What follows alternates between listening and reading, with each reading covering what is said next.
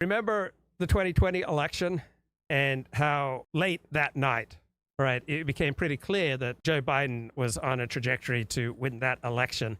And Donald Trump comes out and gives a news conference saying that the election's been robbed from him. And then over the next few days and weeks, Donald Trump keeps harping on that the election was stolen from him, and he just couldn't get any elite support, right? Republicans, by and large, did not follow him. And there were no great lawyers who were willing to take up his cause.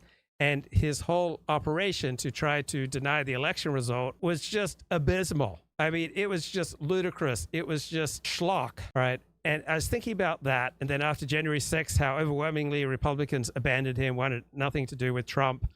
Elites 100% abandoned Trump after January 6th. He was banned on Twitter and Facebook and YouTube and all across social media, just universal condemnation. And there's a very different reaction today to his conviction.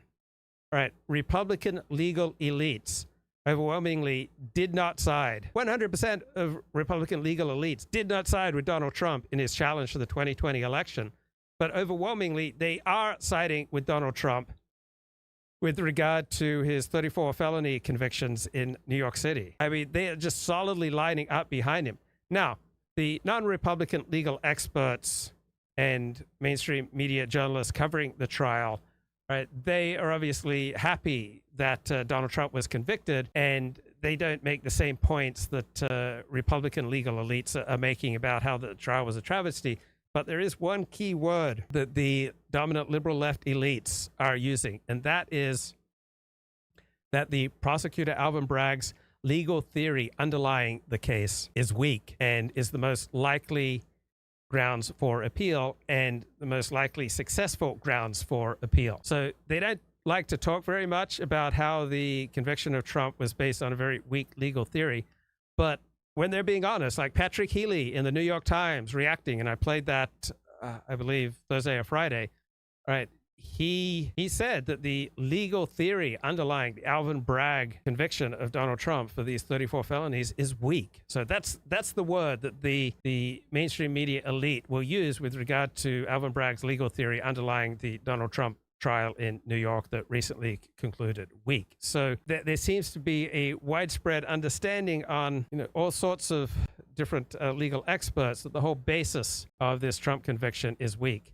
And so we have here, in America, anyone can be a felon. People who mouth the cliche that no one is above the law should be careful what they wish for. That's true. Like if you've ever shared a prescription medication with someone, right, you've committed a crime, right? If you've borrowed a Valium from someone, right? If you've ever given an overly high estimate to the IRS on the clothes and furniture that you donated to Goodwill, right? Have you ever cheated on your taxes? Have you ever exaggerated anything on your taxes? Is there anything on any of your laptops containing an application for a loan, right, in which you've overstated the value of some assets, right? That's fraud, right? And if you then mail that application, right, that's mail fraud. So every American could be convicted of a felony for something they've done that week, all right? We've got state, federal, criminal laws as limitless as the stars in the heavens. Right, so the worst thing a prosecutor can do other than take bribes is to prosecute people instead of crimes, right? This is from the Wall Street Journal. So in states like New York, we have prosecutors running for public office, not by promising to stop carjackings or to put meth dealers in prison or to crack down on violent criminals. Right? Instead, we have prosecutors running, vote for me, I'll find a way to convict Donald Trump, right? That's an abuse of power, right? It means vote for me and I'll examine every email, every statement, everything that Donald Trump has done. I'll subpoena his laptop, his smartphone, his lawyers, right? I'll have a team of lawyers and algorithms search the criminal codes till I find a way to get him. I mean, do you want to live under such a regime? Right? They can get any one of us.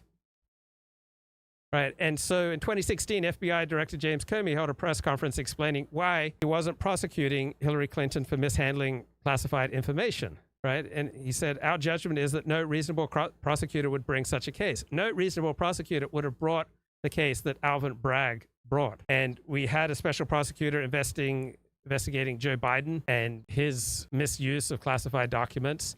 And Joe Biden clearly broke the law. He could have been prosecuted. What was the reason he wasn't prosecuted? Because the special prosecutor said that he just didn't remember, right? That he was like an old man who wasn't very cognitively sharp, and that was the basis for not bringing a prosecution. So any one of us, right? We can be convicted.